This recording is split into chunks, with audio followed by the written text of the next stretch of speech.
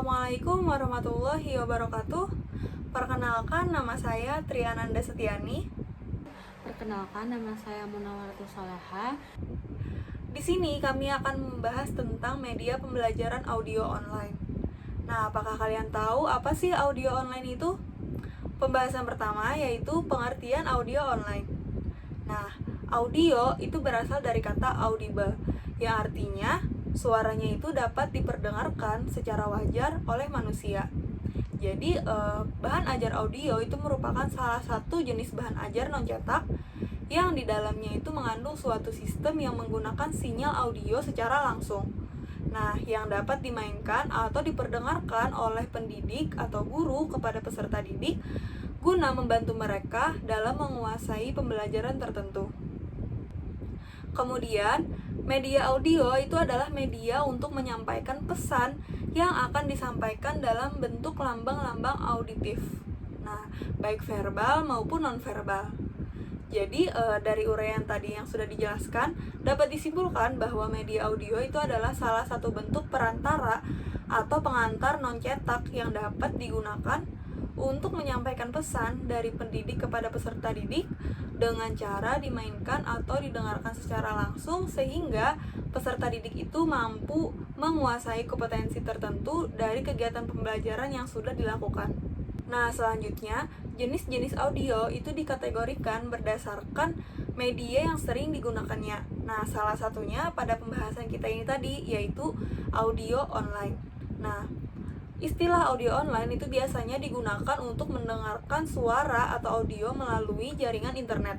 Nah, beberapa contohnya seperti radio online atau YouTube yang hanya menampilkan suara tanpa menggunakan visual, dan juga seperti aplikasi WhatsApp yang menggunakan fitur voice note, kemudian juga aplikasi Telegram yang menggunakan fitur voice note. Nah, sarana ini memungkinkan audio itu bisa didengar secara online. Nah, dan juga pada saat audio itu disebarkan, maka saat itu juga pengguna dan pendengar itu bisa menerimanya, serta bisa disebarluaskan saat itu juga. Selanjutnya yaitu keunggulan dari media audio online ini.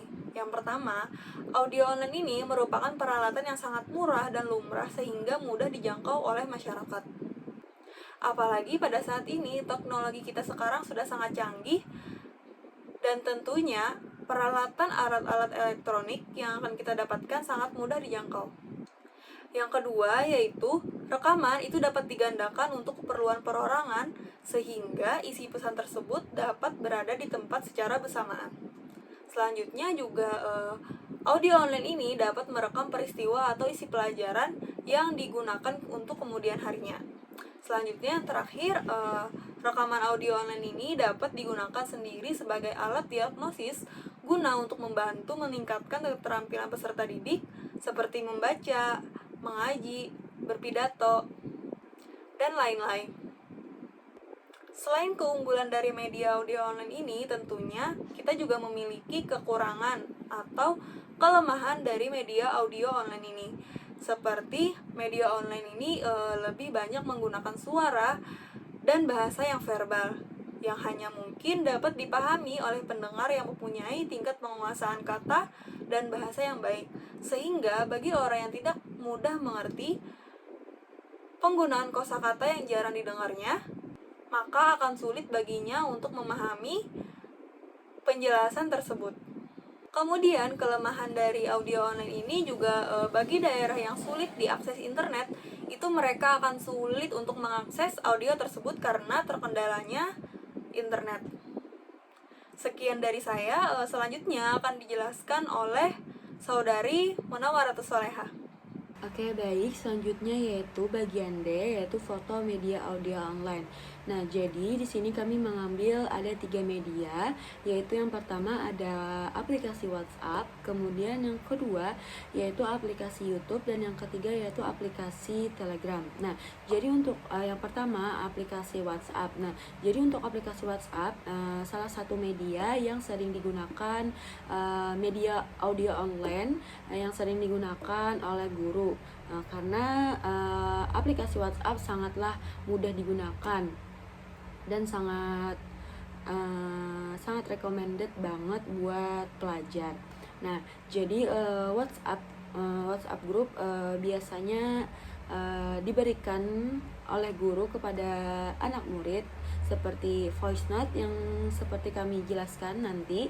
Nah, seperti itu. Kemudian yang kedua ada aplikasi YouTube. Nah, jadi aplikasi YouTube salah satu media audio online juga, yang mana aplikasi YouTube tersebut bisa memberikan pencerahan lewat YouTube. Jadi biasanya sang guru memberikan link kepada anak muridnya melalui WA group atau Telegram. Nah, seperti itu. Nah, jadi yang berhubungan dengan media selanjutnya yaitu aplikasi Telegram. Nah, jadi sama seperti aplikasi WhatsApp. Jadi aplikasi Telegram tersebut sering juga digunakan media yang diberikan guru terhadap anak murid. Nah, selanjutnya di sini saya akan mendemonstrasikan bagaimana cara menggunakan audio online ini pada aplikasi WhatsApp dengan fitur voice note. Yang pertama, kita download dulu aplikasi WhatsApp, kemudian kita cari grup yang akan kita sampaikan bahan ajarnya kepada peserta didik. Nah, contohnya sini. Setelah kita buka grupnya, kemudian kalian klik tanda voice note-nya, kemudian kalian tekan, kemudian kalian tarik ke atas sambil ditekan. Seperti ini, tarik ke atas. Nah, langsung saja kalian rekam suara kalian mengenai bahan ajar yang akan kalian sampaikan kepada peserta didik. Nah, di sini saya akan mulai mencontohkan. Pertama, kalian tekan, tarik ke atas. Assalamualaikum warahmatullahi wabarakatuh. Baiklah anak-anak, bagaimana kabar kalian semua? Apakah kalian semua sudah siap mengikuti pembelajaran kita pada hari ini? Sebelum memulai pembelajaran, alangkah baiknya kita membaca doa agar kita diberikan kemudahan dan kelancaran selama proses pembelajaran. Berdoa dimulai. Baik, tujuan pembelajaran kita pada hari ini adalah diharapkan agar kalian semua itu mengerti tentang pengertian dari sholat fardu dan juga mengenali dasar hukum perintah dari sholat fardu. Nah, pembahasan pertama yaitu pengertian dari sholat fardu. Selama ini kan kita telah melakukan sholat fardu 5 waktu dalam sehari semalam. Tahukah kalian apa yang dimaksud dengan sholat? Sholat itu adalah semua perkataan dan perbuatan tertentu yang dimulai dari takbir dan diakhiri dengan salam. Sholat yang diwajibkan itu sebanyak 5 waktu sehari semalam, yang biasa kita kenal dengan nama sholat subuh, zuhur, asar, maghrib, dan isya. Kemudian, sholat fardu itu juga hukumnya wajib bagi seluruh umat muslim, baik laki-laki maupun perempuan yang berakal dan telah memasuki masa balik. Selanjutnya yaitu sholat fardu merupakan rukun Islam yang kedua setelah membaca 2 kalimat syahadat. Bahkan sholat fardu itu menjadi penanda untuk membedakan antara orang yang kafir dan orang yang muslim. Oleh karenanya itu penting kedudukan sholat bagi setiap muslim. Baiklah, Ibu ulangi. Jadi sholat fardu atau sholat itu adalah semua perkataan dan perbuatan tertentu yang dimulai dari takbir dan diakhiri dengan salam. Sholat ini hukumnya wajib. Nah, sholat itu dalam sehari semalam sebanyak 5 waktu, yaitu sholat subuh, zuhur, asar, maghrib, dan isya. Banyak sekali ayat-ayat Al-Quran yang menegaskan perintah untuk melaksanakan sholat. Dalam Al-Quran, surah An-Nisa ayat 103, Allah Subhanahu wa Ta'ala berfirman, A'udzu billahi minasyaitonir rajim. Bismillahirrahmanirrahim. Innas sholata kanat 'alal mu'minina kitaban mawquta. Shadaqallahul azim. Yang artinya, Sesungguhnya, sholat bagi orang-orang mukmin adalah kewajiban yang sudah ditentukan waktunya. Quran An-Nisa ayat 103. Baiklah anak-anak, sampai di sini dulu penjelasan dari Ibu. Apabila ada yang ingin ditanyakan, silahkan langsung tanyakan melalui grup ini. Nah, setelah kalian sudah menyampaikan bahan ajaran yang ingin kalian sampaikan kepada peserta didik, selanjutnya, kan ini di record tadi. Kalian klik lagi tanda recordnya agar recordnya itu berhenti. Di sini.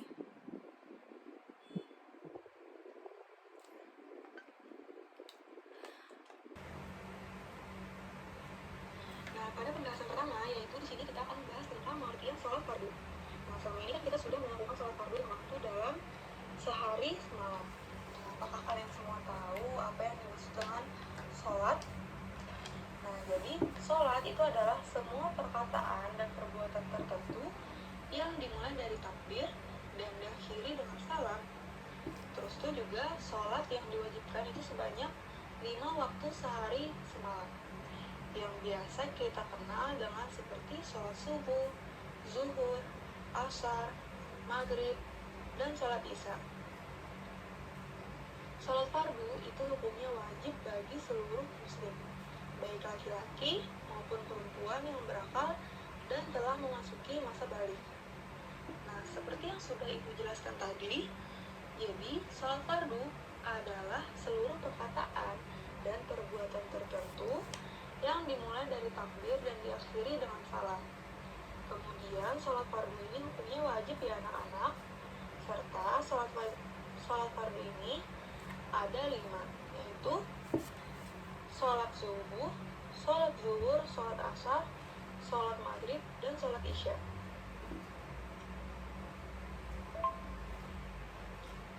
Pembahasan selanjutnya yaitu dasar hukum dari sholat fardu.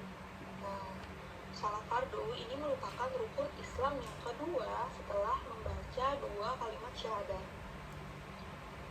Lalu, bahkan sholat itu menjadi penanda untuk membedakan antara orang yang kafir dan orang yang muslim. Oleh karena itu, pentingnya kedudukan sholat bagi setiap muslim. Nah, terdapat banyak ayat-ayat Al-Quran yang menegaskan perintah untuk melaksanakannya. Seperti dalam Al-Quran, Quran Surah An-Nisa ayat 103. Allah Subhanahu wa Ta'ala berfirman, A'udzu billahi minasyaitonir rajim. Bismillahirrahmanirrahim. Innas sholata kanat 'alal mu'minina kitaban mawquta. Shadaqallahul azim. Ya, artinya, sesungguhnya sholat bagi orang-orang mukmin adalah kewajiban yang sudah ditentukan waktunya. Quran Surah An-Nisa ayat 123. Nah, pada pembahasan pertama, yaitu di sini kita akan membahas tentang pengertian sholat fardu. Nah, selama ini kan kita sudah melakukan sholat fardu 5 waktu dalam sehari semalam. Nah, apakah kalian semua tahu apa yang dimaksud dengan sholat? Nah, jadi sholat itu adalah semua perkataan dan perbuatan tertentu yang dimulai dari takbir dan diakhiri dengan salam. Sekian pembahasan dari kami mengenai media pembelajaran audio online ini. Semoga dan mudah-mudahan dapat dipahami oleh kalian semua. Saya akhiri, wassalamualaikum warahmatullahi wabarakatuh.